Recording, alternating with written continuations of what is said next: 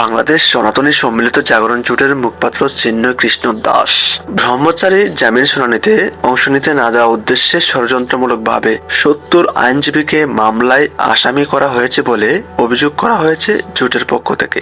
মঙ্গলবার জামিন আবেদন শুনানির তারিখ পড়ার পর রোববার রাতে এক বিবৃতিতে এই অভিযোগ করা হয়। জোটের অন্যতম সংগঠন স্বতন্ত্র গৌরাঙ্গ দাস ব্রহ্মচারী বিবৃতির বিষয়টি bdnews24.com কে নিশ্চিত করেছেন। বিবৃতিতে সনাতনী জাগরণ জোটের নেতারা বলেন, চিন্ময় কৃষ্ণ দাস ব্রহ্মচারীর বিরুদ্ধে দায়ের হওয়া রাষ্ট্রদ্রোহিতার মামলার জামিন শুনানিতে অংশ নেওয়া প্রায় ৭০ জন হিন্দু আইনজীবীর নামে মামলা করা হয়েছে। মঙ্গলবার জামিন শুনানিতে অংশ নিতে না দেওয়ার জন্যই ষড়যন্ত্রমূলকভাবে হিন্দু আইনজীবীদের বিরুদ্ধে এই মামলা দায়ের করা হয়েছে। গত ২৬শে নভেম্বর চিন্ময়ের জামিন আবেদন নাকচ করে কারাগারে পাঠানোর পর আদালত চত্বরে প্রতিবাদকারীদের সঙ্গে সংঘর্ষ হয় পুলিশ ও কিছু লোকের। সংঘর্ষের মধ্যে আইনজীবী সাইফুল ইসলাম আলিফকে কুপিয়ে হত্যা করা হয়। ঘটনার ৪ দিন পর আলিফের ভাই কানে আলম চট্টগ্রামের কোতোয়ালি থানায় বিস্ফোরক আইনে একটা মামলা করেন।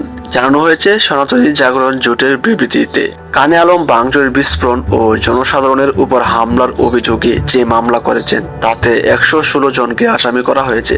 আলিফের বাবা জামাল উদ্দিন ৩১ জনকে আসামি করে একটা হত্যা মামলাও করেছেন। জোটের নেতারা বলেন, অভিযুক্তদের বিরুদ্ধে চিন্ময় ব্রহ্মচারীর জামিন শুনানির দিন আদালতে ককটেল বিস্ফোরণের অভিযোগে আনা হয়েছে। চিন্ময় দাসের পক্ষেও ওকালতনামা দেওয়া আইনজীবী অ্যাডভোকেট সুভাষিস শর্মা ছাড়াও সুখলাল দাস ও আয়ান শর্মা নামে ২ জন সাংবাদিককেও মামলায় আসামি করা হয়েছে। হিন্দু আইনজীবী ও ২ সাংবাদিক সংখ্যালঘু সম্প্রদায়ের অধিকার আদায়ের পক্ষে কাজ করেন বলেই তাদের মামলায় জড়ানো হয়েছে। চীনের পক্ষে জামিন শুনানিতে অংশ নেওয়া একাধিক হিন্দু আইনজীবী চেম্বারে মৌলবাদীরা হামলা চালিয়েছে অভিযোগ এনে বিবৃতিতে বলা হয়, একটা দলের অনুসারী কয়েকজন আইনজীবী চিন্ময় দাসের পক্ষে কেন জামিন শুনানি করা হয়েছে এই অভিযোগ তুলে অ্যাডভোকেট রিগান আচার্যের আক্রমণ করেন।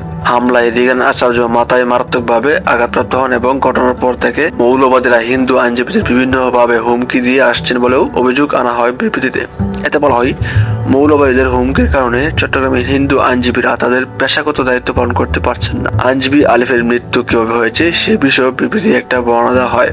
সনাতনী জোট নেতারা বলেন, সামাজিক যোগাযোগ মাধ্যমে ছড়িয়ে পড়া কয়েকটা ভিডিওতে দেখা যায় ঘটনার দিন জামাতের অনুসারী অ্যাডভোকেট সাইফুল ইসলাম আলিফের নেতৃত্বে বিভিন্ন উস্কানিমূলক স্লোগান দিয়ে কয়েকশো লোক আদালত থেকে প্রায় আধা কিলোমিটার দূরে হিন্দু অধ্যুষিত মেতরপট্টিতে হামলা চালায়। এই সময় দুপক্ষের সংঘর্ষ শুরু হলে এক পর্যায়ে অ্যাডভোকেট সাইফুল হুজুরকে মাটিতে পড়ে গেলেও। আপনারা দেখছেন সম্ভব টিভি। এই ধরনের নিত্য নতুন আপডেট ভিডিও পেতে অবশ্যই আমাদের সম্ভব টিভি চ্যানেলটি সাবস্ক্রাইব করবেন এবং ফেসবুক পেজ থেকে দেখে থাকলে অবশ্যই পেজটিতে ফলো দিয়ে ভিডিওতে একটা লাইক দিবেন। ধন্যবাদ।